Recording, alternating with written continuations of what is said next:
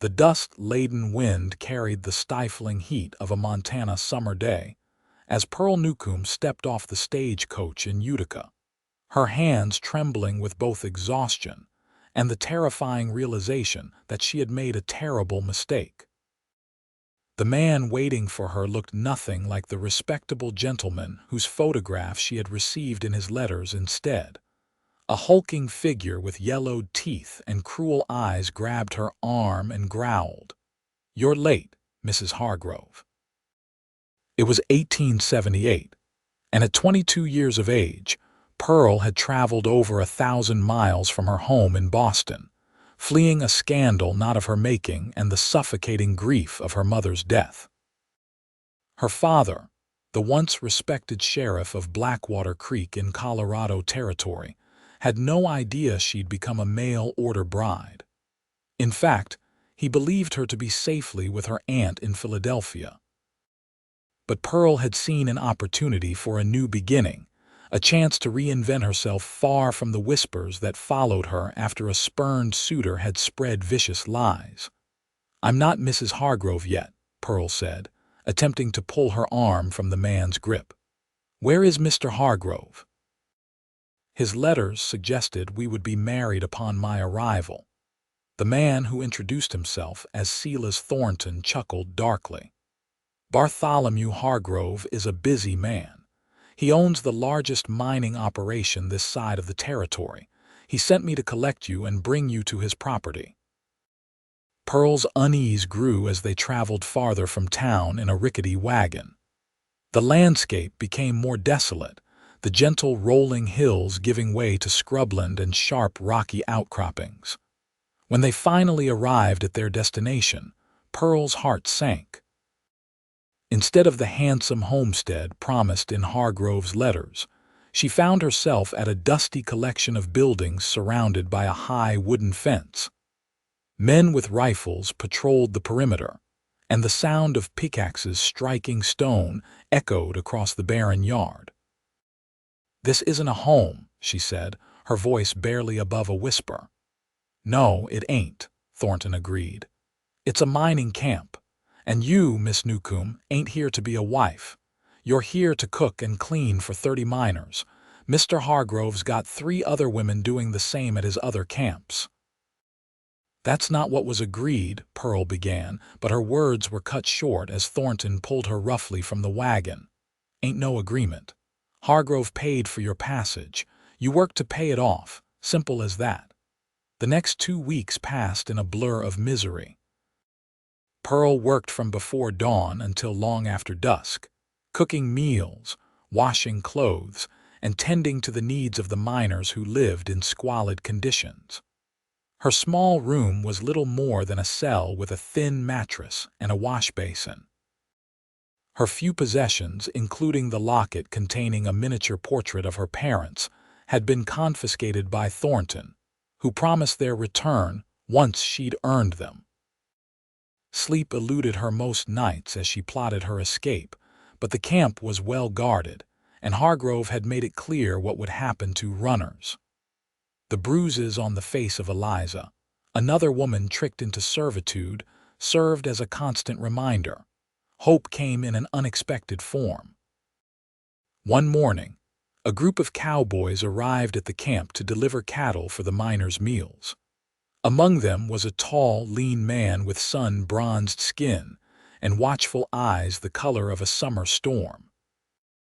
Weston Zimmerman had been working cattle drives between Montana and Colorado for 3 years, and something about the new woman in Hargrove's camp stirred a memory.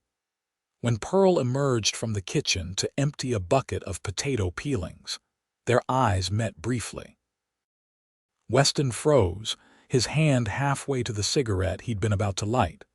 There was something in the tilt of her chin, the flash of defiance in her eyes despite the obvious exhaustion in her face. "You there, cowboy," Thornton called. "State your business and move along." "The women ain't for socializing." Weston replaced his unlit cigarette in his shirt pocket and nodded respectfully. "Just delivering the beef Mr. Hargrove ordered, sir." As Weston and the other cowboys prepared to leave, He managed to position himself near Pearl as she hung laundry on a line. "Madam," he said quietly, "forgive my forwardness, but you look familiar. Have you ever been to Blackwater Creek in Colorado?" Pearl's hand stilled on the wet shirt she was hanging. "Why do you ask?" "Just that you remind me of someone. The sheriff, their good man, Nathan Newcombe, has a photograph of his daughter on his desk. Has your same eyes." Pearl's heart thundered in her chest. "You know my father." Weston's eyes widened slightly. "So I was right. You're Sheriff Newcombe's daughter." He glanced around, making sure no one was watching them.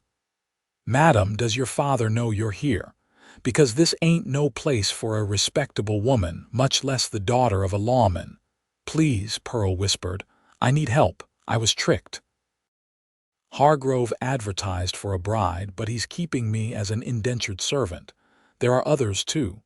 We can't leave, they'll hunt us down." A shout from the main building interrupted them.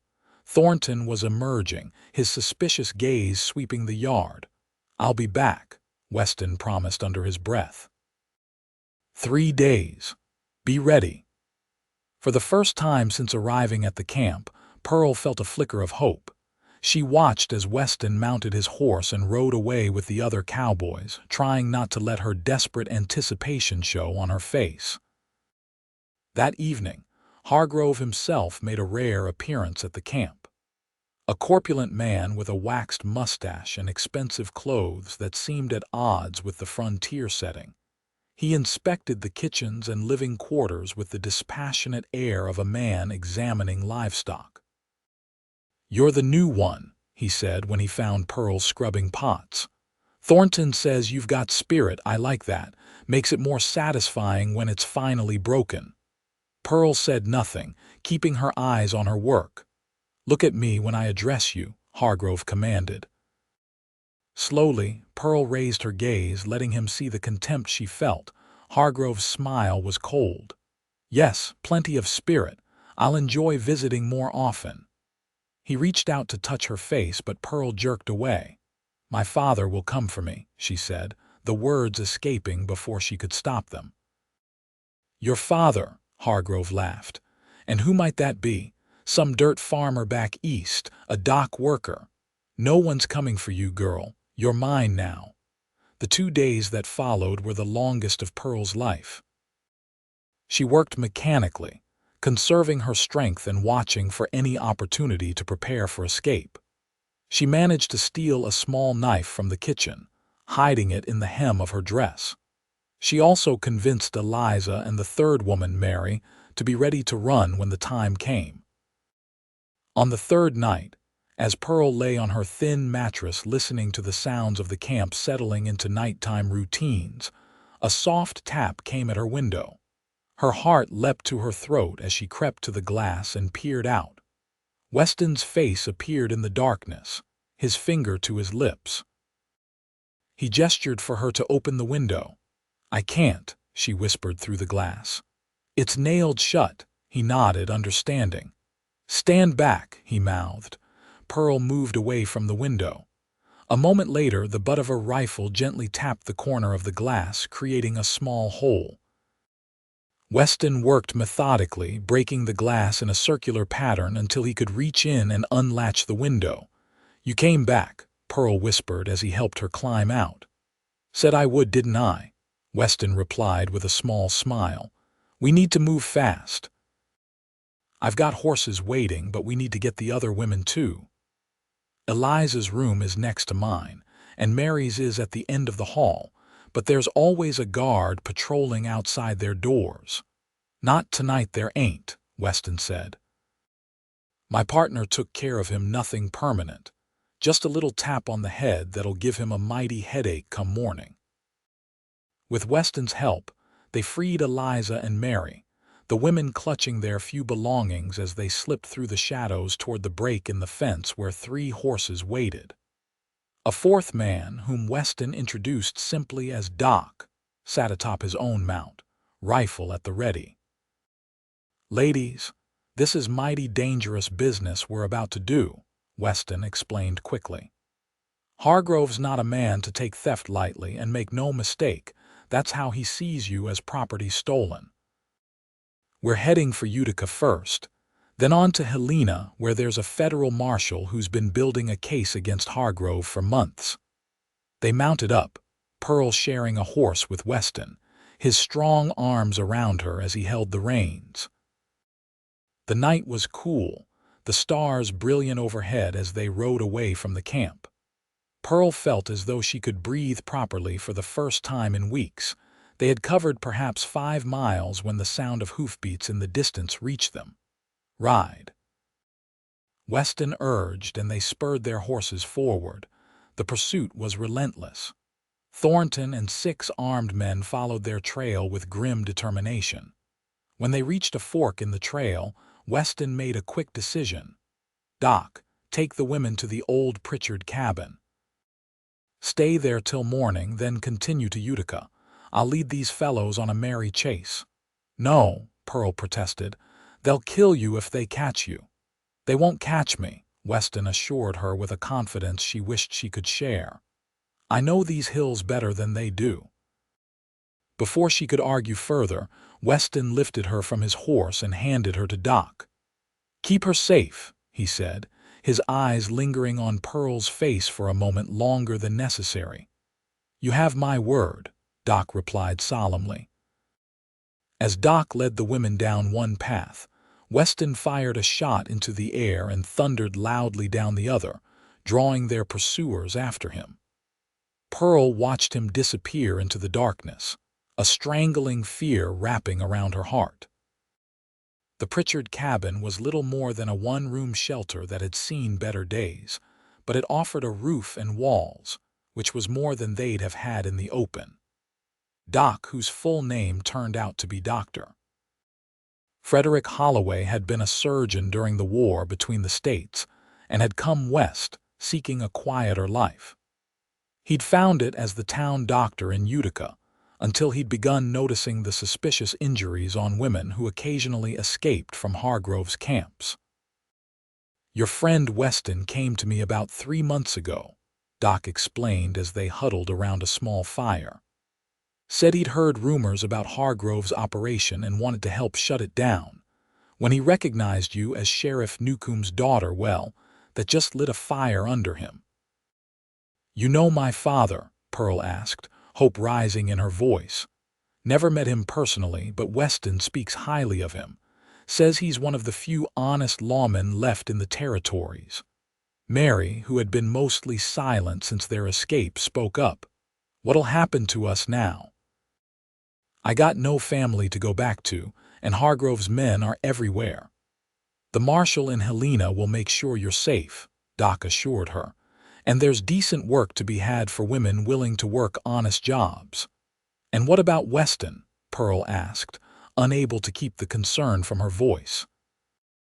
Doc's expression grew serious. "Weston can take care of himself. He's been fighting one battle or another since he was 16 years old, first the war, then life on the frontier. He's not a man to be underestimated." They spent an uneasy night in the cabin, taking turns keeping watch.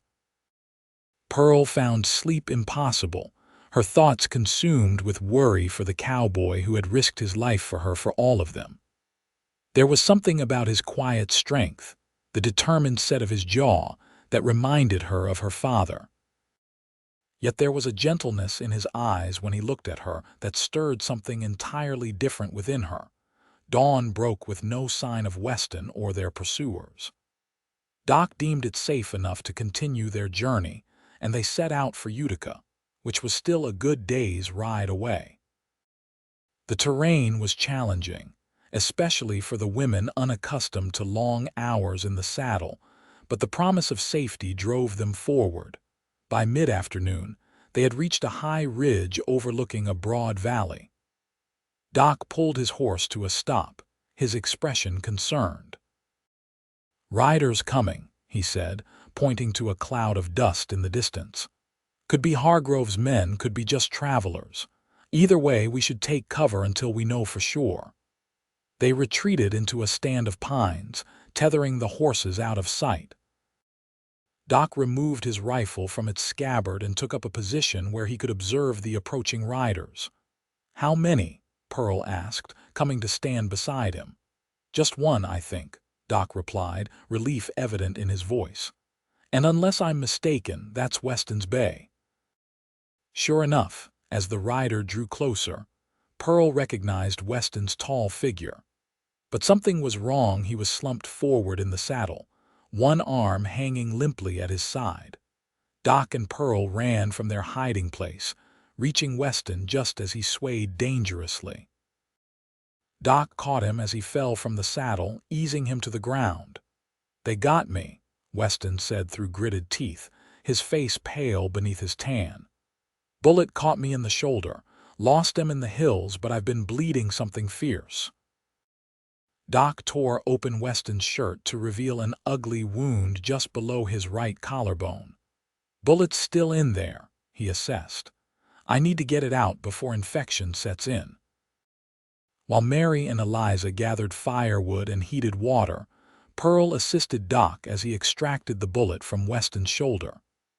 The cowboy remained conscious throughout the painful procedure, his eyes fixed on Pearl's face as though drawing strength from her presence.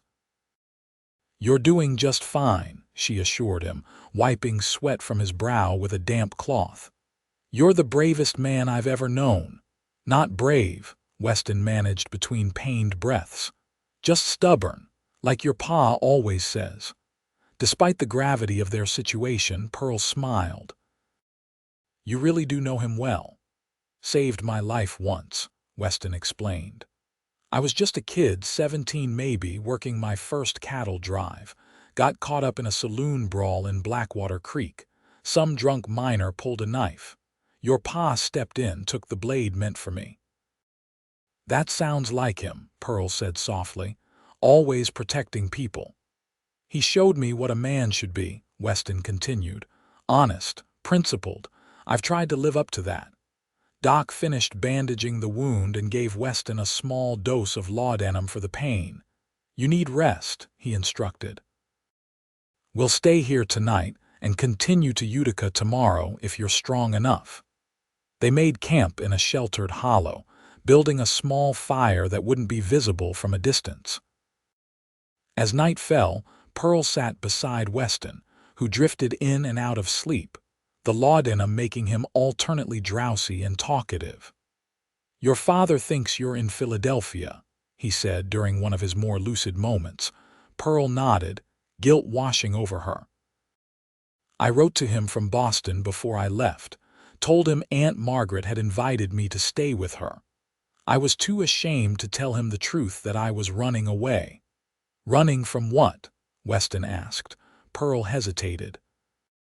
She had kept the truth buried for so long that speaking it aloud felt like reopening a wound. "There was a man in Boston, the son of my father's friend. Everyone expected us to marry, but I didn't love him.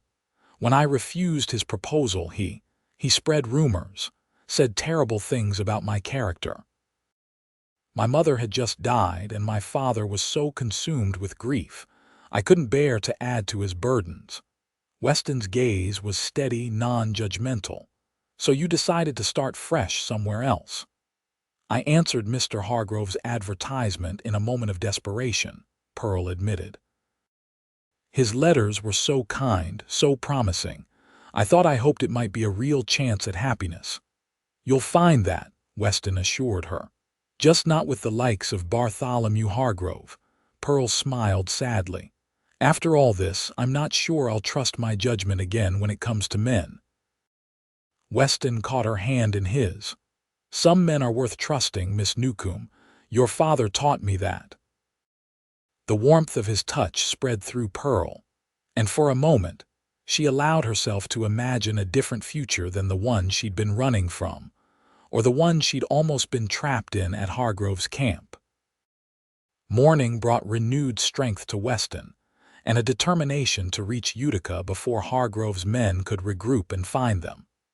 They traveled cautiously, keeping to lesser-known trails and watching for signs of pursuit. By late afternoon, the small settlement of Utica came into view. It wasn't much a main street lined with a general store, a saloon, a small hotel, and various other businesses, but to the exhausted travelers, it looked like salvation. "We'll go straight to Sheriff Watkins," Doc said. "He's a good man. He'll help us get word to the marshal in Helena." But as they rode into town, it became immediately apparent that something was wrong. The streets were unusually empty, and the few people visible were hurrying about their business with wary expressions. "I don't like this," Weston muttered, his hand resting near his holstered pistol. They had just reached the center of town when 6 men emerged from the saloon, Thornton among them. Behind them, looking smugly confident, stood Bartholomew Hargrove. "Well, well," Hargrove called out, "if it isn't the thief and his stolen property." "I must thank you, Mr. Zimmerman, for returning what's mine." "These women aren't property," Weston replied, his voice calm despite the tension evident in his posture. "They're free citizens who were tricked and held against their will." Hargrove laughed. "Is that what they told you?" "These women signed contracts. They owe me for their passage, their board, their keep. The law's on my side, Cowboy." "Not any law I recognize," came a new voice. All heads turned to see Sheriff Watkins emerging from his office, a shotgun in his hands. He was a weathered man in his 50s, with a silver mustache and hard eyes that had seen too much of the frontier's darker side. "Evening, Bart," Watkins said to Hargrove. "Seems to me you're causing a disturbance in my town." "Just collecting what's mine, Sheriff," Hargrove replied smoothly. "These women are under contract to work for me. This man and his accomplice have interfered with my business affairs." "That true, Doc?" Watkins asked, addressing Dr. Holloway. "What's true, Tom, is that these women were held prisoner in a mining camp, forced to work without pay, and threatened with violence if they tried to leave. And this young lady," he nodded toward Pearl, "is the daughter of Sheriff Nathan Newcombe of Blackwater Creek, Colorado." A murmur ran through the small crowd that had begun to gather. Sheriff Newcombe's reputation extended beyond Colorado's borders, and the mention of his name clearly made an impression on Watkins. "That's so." Watkins looked at Pearl with new interest. "You Nathan Newcombe's girl?" "I am, sir," Pearl confirmed. "And everything Dr. Holloway said is true. Mr. Hargrove advertised for a mail-order bride, but when I arrived, he forced me into servitude at his camp." "She's lying," Hargrove snapped. "She's just a common thief who ran off with my property." "Only property I see you missing is these women," Watkins observed dryly. "And last I checked, owning people went out of fashion after the war." Hargrove's face darkened with anger. "I have influence in this territory, Watkins. Governor Franklin himself is a personal friend. You really want to make an enemy of me over a few ungrateful women?" "What I want," Watkins replied evenly, "is for everyone to lower their weapons and come inside my office where we can sort this out properly." For a tense moment, no one moved. Then Thornton, apparently deciding to take matters into his own hands, reached for his gun. Before he could clear his holster, Weston's pistol was up and aimed. "Don't," Weston warned. Thornton froze, his eyes narrowing with hatred.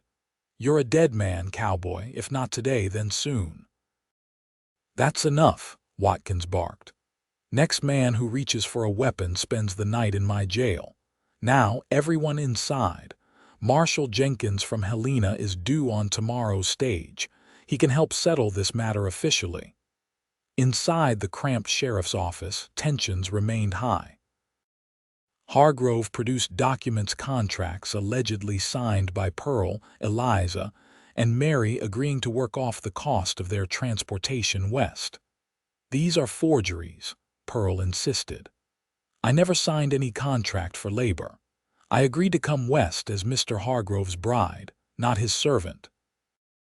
"Can you prove that?" Watkins asked. Pearl hesitated, then remembered. "The letters. Mr. Hargrove wrote me several letters proposing marriage. They were in my trunk, which Mr. Thornton confiscated when I arrived at the camp." Hargrove smirked. "Convenient that these alleged letters are nowhere to be found." "There might be another way to settle this," Weston interjected. "Sheriff, would you send a telegram to Sheriff Newcombe in Blackwater Creek? If Miss Newcombe is indeed who she claims to be, her father can confirm her identity and that she had no intention of entering into a labor contract." Watkins nodded thoughtfully. "That seems reasonable." "This is absurd," Hargrove sputtered. "I will not stand here while my character is impugned and my business disrupted. Sheriff, I demand you arrest these people for theft and return my workers to me immediately." "No one's going anywhere until we sort this out," Watkins insisted. "The women will stay at Mrs. Bedford's boarding house under my protection. Mr. Zimmerman and Dr. Holloway can stay as well. You and your men, Mr. Hargrove, are welcome to take rooms at the hotel. But I warn you, any trouble, and I'll have all of you in cells faster than you can blink." Hargrove stormed out, Thornton and his men following. Watkins sent a deputy to escort the women to Mrs. Bedford's boarding house while he drafted a telegram to Sheriff Newcombe. "It could be a few days before we get a response," he warned Pearl. "Blackwater Creek's telegraph office is reliable, but your father might be out on patrol." "I understand, Sheriff," Pearl replied. "Thank you for your help." As they prepared to leave the office, Weston drew Watkins aside. "Watch Hargrove carefully," he advised in a low voice. "He's not a man who likes to lose, and he has a lot at stake if the truth about his operation comes out." Watkins nodded grimly. "I've had my suspicions about Hargrove for some time, just never had enough evidence to move against him. He's got powerful friends and deep pockets." "Well, now you've got 3 witnesses and the daughter of a respected lawman," Weston pointed out. "That might be enough to finally bring him down." Mrs. Bedford's boarding house was a tidy 2-story building at the edge of town. The proprietress, a widow in her 60s with a no-nonsense manner and kind eyes, welcomed the women with genuine concern. "You poor dears look exhausted," she said, ushering them into a comfortable parlor. "I'll have baths drawn and supper prepared. You're safe here." For the first time in weeks, Pearl felt the tension begin to ease from her shoulders. She soaked in a real bathtub, washed her hair with scented soap, and changed into a clean dress. Mrs. Bedford loaned her simple but infinitely more dignified than the threadbare garments she'd been forced to wear at the camp. When she descended to the dining room, she found Weston and Doc already seated at the table. Weston rose when she entered, his eyes widening slightly at her transformed appearance. "Miss Newcombe," he said softly, "you look recovered." Pearl smiled, aware of a warmth spreading through her that had nothing to do with the hot bath or clean clothes. "Amazing what soap and water can accomplish, Mr. Zimmerman." Mrs. Bedford served a hearty meal of roast beef, potatoes, and fresh baked bread, simple fare but far better than anything they'd eaten in days. As they ate, Doc outlined their next steps. Marshal Jenkins should arrive tomorrow. "With his authority and your testimonies, we can formally charge Hargrove with kidnapping, false imprisonment, and fraud. Once your father confirms your identity, Pearl, that should strengthen the case considerably." "What if Hargrove tries to leave town before the marshal arrives?" Mary asked, fear evident in her voice. "Sheriff Watkins has men watching the hotel and all roads out of town," Doc assured her. "Hargrove's not going anywhere." After dinner, while Eliza and Mary retired early, exhausted from their ordeal, Pearl found herself restless. She stepped onto the boarding house's small back porch, breathing in the cool evening air. The sky was a tapestry of stars, brilliant and endless above the small frontier town. She heard the door open behind her and turned to find Weston joining her, a concerned look on his face. "Everything all right?" he asked. "Just thinking," Pearl replied, "about how different my life might have been if I'd stayed in Boston, or if I'd told my father the truth instead of running away." Weston leaned against the porch railing beside her, close enough that she could feel the warmth radiating from him in the cool night air. "We all make choices we regret," he said quietly. "I've made my share. But sometimes those choices lead us where we're meant to be, even if the path is harder than we expected." Pearl studied his profile in the moonlight, the strong line of his jaw, the small scar above his right eyebrow, the thoughtful set of his mouth. "Where were you meant to be, Mr. Zimmerman?" His eyes met hers, and something electric passed between them. "I'm beginning to think I might be exactly where I'm supposed to be right now." The moment stretched between them, fragile and charged with possibility. Then the sound of approaching horses broke the spell. Both turned to see 4 riders approaching the boarding house at a gallop. "Get inside," Weston ordered, his hand going to his gun. "Now!" Pearl hurried into the house, Weston close behind her. He locked the door and extinguished the lamp in the parlor, moving to peer out the window. "It's Thornton and 3 of Hargrove's men," he reported grimly. Doc appeared from the hallway, rifle in hand. "Mrs. Bedford took the women to the root cellar. There's a hidden exit that leads to the stable if we need to escape." The riders circled the house, their intentions clear. One of them called out, "We know you're in there, Zimmerman. Send out the women and maybe we'll let you live." "Subtle negotiators," Doc muttered. Weston's expression was deadly serious. "Go with the women through the cellar passage. Get to the sheriff's office. I'll hold them off." "You can't face 4 armed men alone," Pearl protested. "I won't be alone," Weston replied, nodding toward Doc. "Besides, I don't aim to face them. Just delay them long enough for you to get away." "I'm not leaving you," Pearl insisted. A shot shattered the front window, sending glass spraying across the parlor floor. Weston pulled Pearl down behind a heavy oak sideboard as more shots followed. "Go," he urged her. "Please, Pearl. I can't protect you if I'm worried about you being hit by a stray bullet." The genuine concern in his eyes made her hesitate. Then Doc was beside her, pulling her toward the kitchen. "He's right, Pearl. We need to get help." Reluctantly, Pearl allowed Doc to lead her to the cellar where Mrs. Bedford waited with Eliza and Mary. The older woman showed them the hidden door behind a stack of potato barrels, which opened onto a narrow earthen tunnel. "It was dug during the early days," Mrs. Bedford explained as they crawled through the confined space. "When Indian raids were common. Comes out in my stable. There are horses saddled and ready." The sounds of gunfire continued above them as they emerged into the stable. Mrs. Bedford helped them mount, then pointed toward a back path. "This will take you around the edge of town to the sheriff's office. Go quickly." Pearl hesitated, looking back toward the boarding house where sporadic gunfire still rang out. "Weston is a capable man who wants you safe," Doc reminded her. "The best thing you can do for him now is get the sheriff." They rode hard through the darkness, taking the circuitous route Mrs. Bedford had indicated. When they reached the sheriff's office, they found Watkins already mounting up, alerted by the gunfire. "Hargrove's men are attacking the boarding house," Pearl explained breathlessly.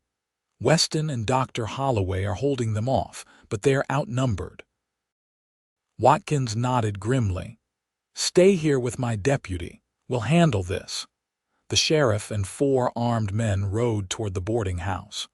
Pearl paced the small office, deaf to the deputy's attempts to reassure her. Every minute seemed to stretch endlessly, her imagination conjuring terrible scenarios. Nearly an hour passed before the door opened. Pearl spun around, her heart in her throat, to see Weston standing there, blood seeping from a gash on his temple but otherwise intact. Weston. She crossed the room in 3 quick strides, stopping just short of throwing herself into his arms. "You're hurt. Just a graze," he assured her, his eyes never leaving her face. "Doc's patching up the others. Sheriff Watkins arrested Thornton and 2 of his men. The 4th took a bullet in the shoulder but should live. And Hargrove," Weston's expression hardened. "Still at the hotel, claiming no knowledge of his men's actions. But Thornton's singing a different tune. Says Hargrove ordered them to retrieve you women at any cost, even if it meant burning down the boarding house with everyone inside." Pearl shuddered at how close they had come to disaster. "Will Thornton testify against him?" "He's considering it, especially since Watkins promised to take his cooperation into account when charges are filed. Seems Thornton's not eager to hang for Hargrove's crimes." The door opened again, and Sheriff Watkins entered, removing his hat wearily. "Well, that was an eventful evening. I've got Hargrove under guard at the hotel until the marshal arrives. He's still denying everything, but his story's getting thinner by the minute." He looked at Pearl. "And I've got some news for you, young lady. Just received a telegram from your father. He's on his way. Should be here in 3 days' time." Pearl's emotions warred between relief and apprehension. "Did you tell him everything? Just that you were safe and needed him. Figured the rest could wait till he gets here." The next 2 days passed in a blur of activity. Marshal Jenkins arrived from Helena, a stern, methodical man who took detailed statements from Pearl, Eliza, and Mary. He was particularly interested in the alleged contracts Hargrove had produced. "These are skillful forgeries," he observed, examining the documents. "But they won't stand up to scrutiny in a federal court. The signatures don't match your natural handwriting." With Thornton's testimony and the women's accounts, Jenkins had enough evidence to formally charge Hargrove with multiple counts of kidnapping, fraud, and false imprisonment. The once powerful mine owner was transferred to the jail, his bluster replaced by a sullen silence as the extent of his crimes became apparent. Throughout the legal proceedings, Weston remained by Pearl's side, a steady presence that she found herself increasingly depending on. They spent long hours talking on the boarding house porch in the evenings, sharing stories of their lives and discovering unexpected connections. "I never thought I'd say this," Pearl admitted on the second night, "but in a strange way, I'm almost grateful for what happened. Not the awful parts at the camp, of course, but—" She hesitated, suddenly shy. "But meeting me," Weston suggested, a teasing light in his eyes. Pearl laughed softly. "Don't be smug, Mr. Zimmerman, but yes, meeting you."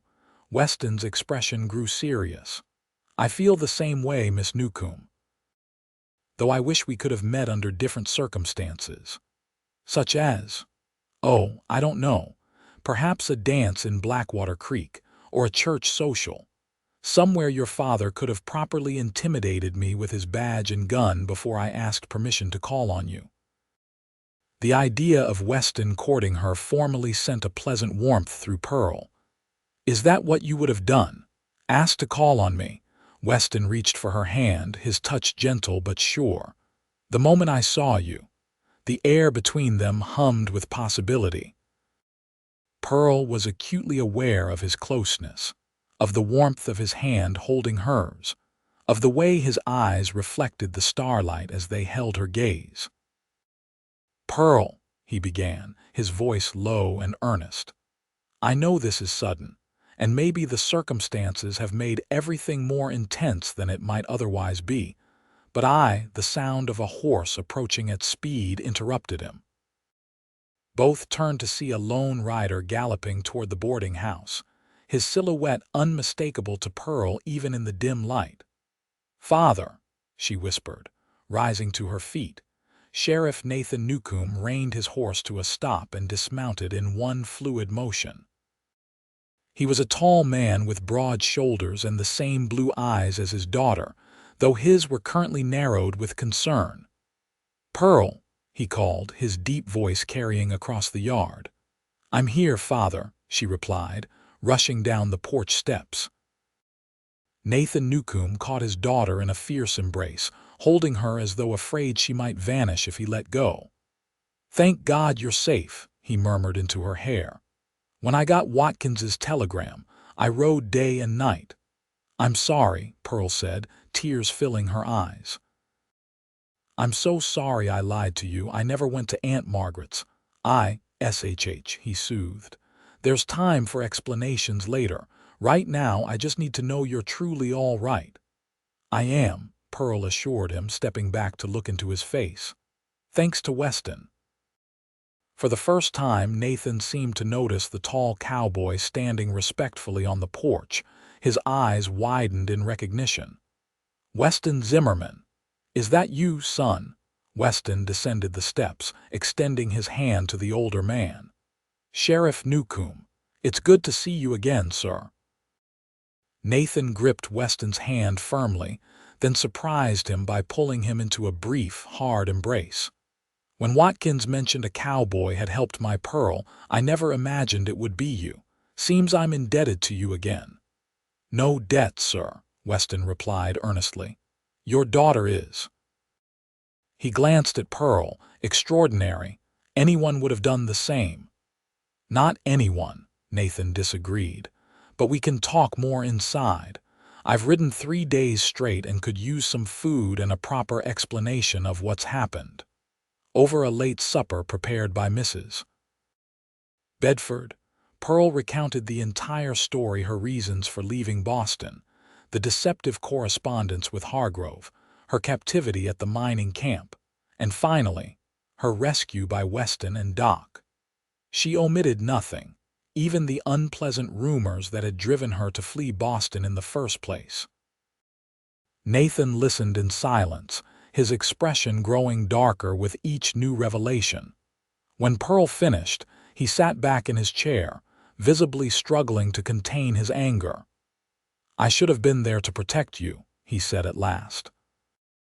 "After your mother died, I was so lost in my own grief that I didn't see how much you were suffering." "You couldn't have known," Pearl insisted. "I didn't tell you about James's behavior because I didn't want to burden you further." "That's exactly my point," Nathan replied gently. "You should never have felt that protecting me was your responsibility. I'm your father. It's my job to protect you." "With all due respect, Sheriff," Weston interjected, "your daughter is remarkably capable of taking care of herself. She never lost hope or courage, even in the worst circumstances. She's a credit to your raising." Nathan studied the young cowboy thoughtfully. "You seem to have developed quite an admiration for my daughter in a short time, Mr. Zimmerman." Weston met the sheriff's gaze directly. "I have, sir, more than admiration. But I assure you, my intentions are honorable." An awkward silence fell over the table. Pearl felt her cheeks flush with embarrassment and pleasure at Weston's frank declaration. Nathan cleared his throat. "Well, we'll have plenty of time to discuss that on the journey home. I assume you'll be returning to Blackwater Creek with us, Pearl?" Pearl hesitated. The idea of returning to her father's house was comforting, but also complicated. "What about the case against Hargrove? Marshal Jenkins said we might need to testify at a trial." "The marshal mentioned that to me as well," Nathan confirmed. "But that could be months from now. In the meantime, there's no reason for you to stay here. You can come home, and if your testimony is needed, we'll make the journey together." "And what about Eliza and Mary?" Pearl asked. "They have nowhere to go." "We'll figure something out," Nathan promised. "Perhaps there are positions available in Blackwater Creek. The hotel is always looking for reliable staff, and Mary mentioned she has experience as a seamstress." As the conversation continued, Pearl found her gaze continually drawn to Weston. He seemed comfortable with her father, the two men sharing a mutual respect that was evident in their interactions. But what would happen once they returned to Colorado? Would Weston simply ride away, back to his life on the cattle drives. The thought created an unexpected ache in her chest. In the short time she'd known him, Weston had become important to her in ways she was only beginning to understand. The idea of saying goodbye seemed unbearable. After supper, while Nathan went to the sheriff's office to discuss the case against Hargrove with Watkins and Marshal Jenkins, Pearl and Weston returned to their spot on the porch. The night was unusually warm, with a gentle breeze carrying the scent of pine from the distant hills. "Your father's a good man," Weston said after they'd been sitting in companionable silence for several minutes. "He is," Pearl agreed. "I should never have kept things from him. I thought I was sparing him pain, but I was really just avoiding difficult conversations." "We all do that sometimes," Weston observed, "keeping things to ourselves because speaking them aloud makes them more real." Pearl turned to look at him, sensing there was something specific behind his words. "Is there something you're not saying, Weston?" He smiled ruefully. "Several things, actually, but mainly that I'm not sure what happens next. Your father wants to take you home to Blackwater Creek, which is exactly what should happen. You'll be safe there, surrounded by people who care about you." "And you?" Pearl asked, her heart beating faster. "What will you do?" Weston looked out at the darkened yard, his profile etched against the warm light spilling from the house. "I've been drifting for years, never staying in one place too long. There was always another drive, another job, another horizon to chase. And now—" He turned to face her fully, his eyes serious in the lamplight. "Now I find myself wanting something different, something permanent, someone to build a life with." Pearl's breath caught in her throat. "Weston, I know it's too soon," he continued quickly. "We've known each other barely a week and under extraordinary circumstances. I'm not asking for promises, just a chance to see if what I feel for you, what I hope you might feel for me, could grow into something lasting." Pearl reached for his hand, twining her fingers with his. "I'd like that," she said softly. "Very much." The smile that broke across his face was like the sun emerging from behind clouds. "Then I'll speak to your father. Ask his permission to court you properly once we're back in Blackwater Creek." "He'll interrogate you thoroughly," Pearl warned with a smile. "He's very protective." "I'd expect nothing less," Weston replied, his thumb tracing gentle circles on the back of her hand.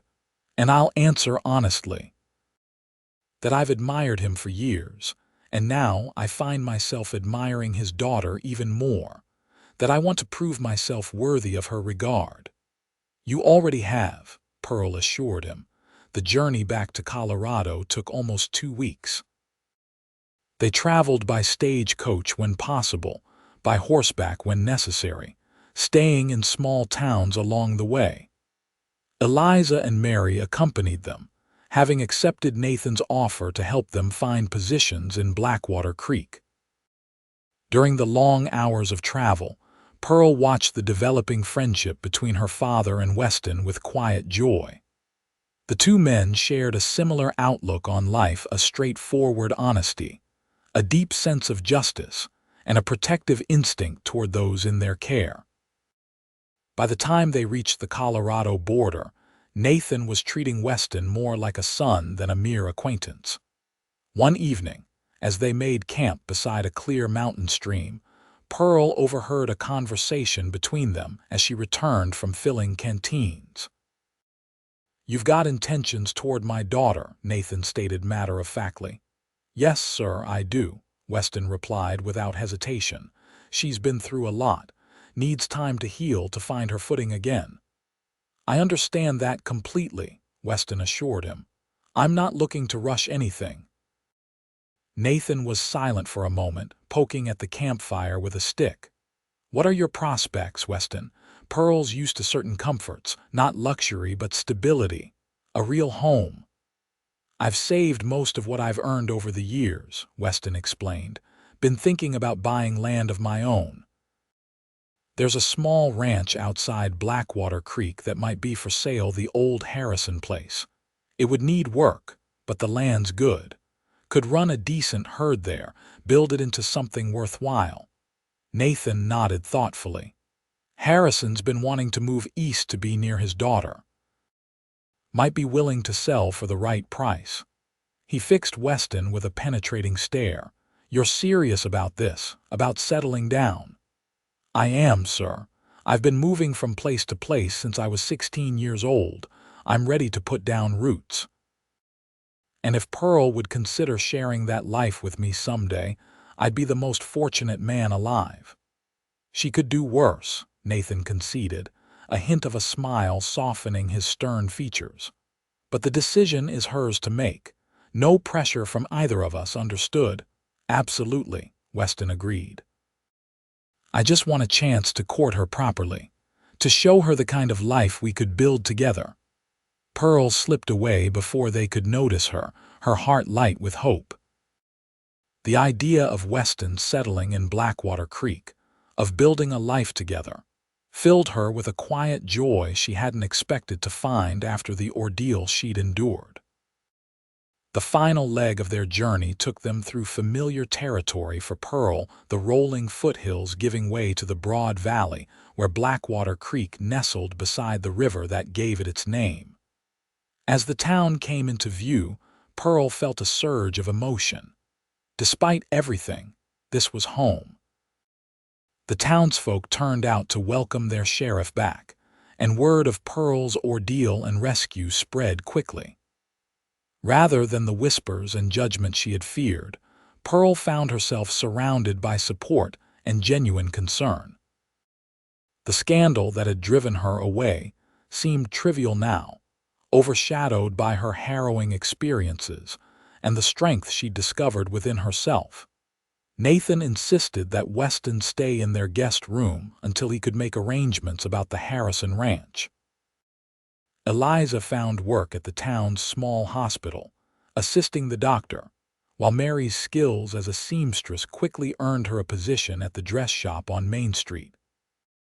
In the weeks that followed, Pearl rediscovered the simple pleasures of home, helping her father with meals, tending the small garden behind their house, attending Sunday services at the white clapboard church.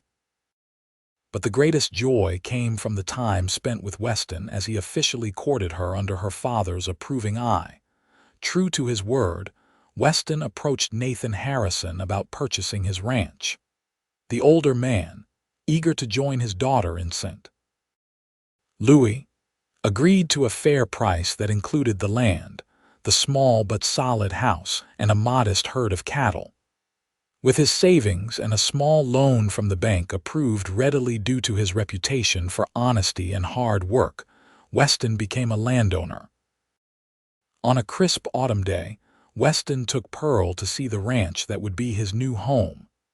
The house stood on a gentle rise overlooking a stream that flowed into Blackwater Creek. The surrounding land stretched for hundreds of acres, with good pasture and sheltering stands of pine. It needs work, Weston acknowledged as they walked through the four-room house.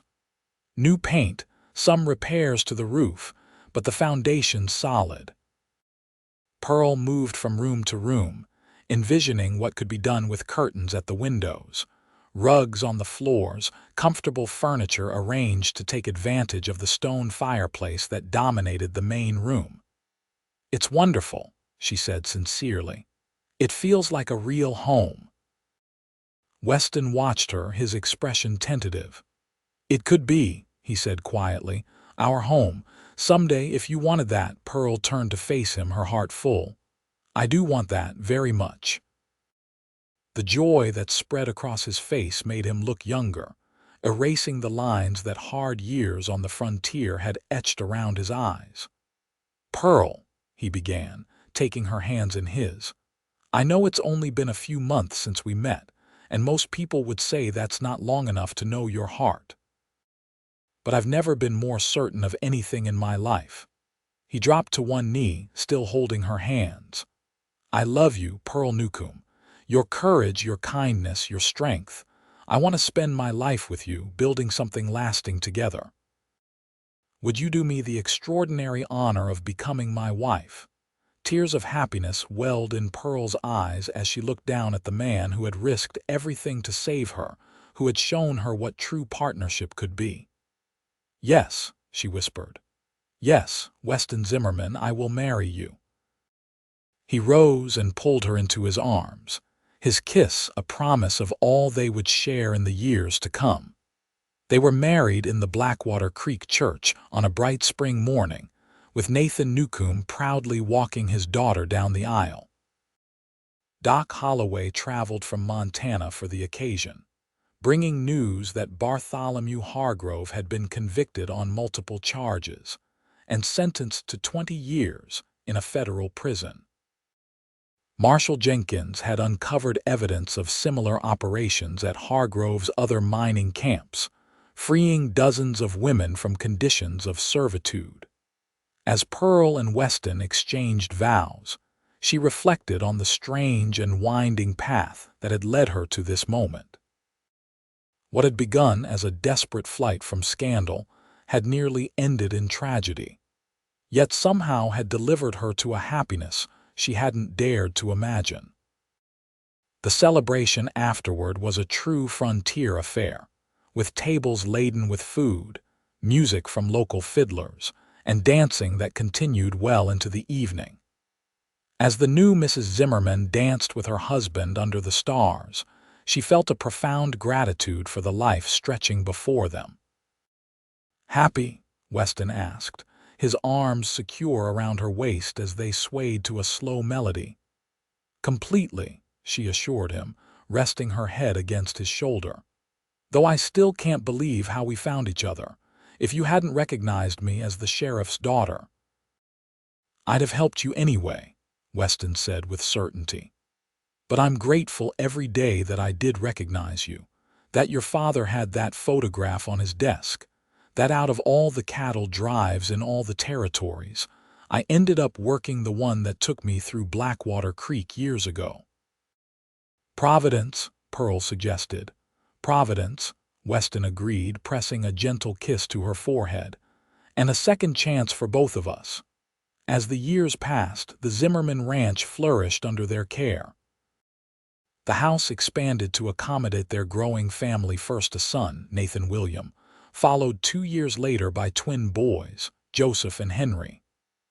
Their daughter, Elizabeth, arrived 5 years after their wedding, completing their family. Nathan Newcombe remained sheriff of Blackwater Creek until he retired at 65, moving into a comfortable cottage on the Zimmerman property where he delighted in teaching his grandchildren to fish, ride, and shoot with the same patience he had once shown their father. Eliza eventually married the town's young doctor, while Mary opened her own dress shop and became one of the most successful businesswomen in the county. Both women remained close friends with Pearl, their shared ordeal having forged a bond that time could not diminish. On their 10th wedding anniversary, Weston surprised Pearl with a special gift, her mother's locket, which had been confiscated by Thornton at Hargrove's camp. Marshal Jenkins had recovered it among Hargrove's possessions following his conviction and had kept it safe until he could return it to its rightful owner. "How did you manage this?" Pearl asked in wonder as she opened the small gold heart to reveal the miniature portraits of her parents. "I've been corresponding with Jenkins for years," Weston explained. "When he found it in an evidence box being cleared out, he remembered our story and sent it to me." Pearl fastened the locket around her neck where it belonged. "It's perfect," she said, embracing her husband. "Everything is perfect." Standing on the porch of the home they had built together, looking out at their land and the children playing in the yard, Pearl reflected on the remarkable journey that had brought her to this place of profound contentment. From a mail-order bride tricked into servitude to a beloved wife and mother, her path had been neither straight nor easy. But with Weston by her side, the cowboy who had recognized her as the sheriff's daughter and in doing so, had helped her recognize herself. She had found a happiness beyond anything she could have imagined. And in the warm light of the setting sun, as Weston's arm slipped around her waist and drew her close, Pearl Newcombe Zimmerman knew with absolute certainty that she was exactly where she was meant to be.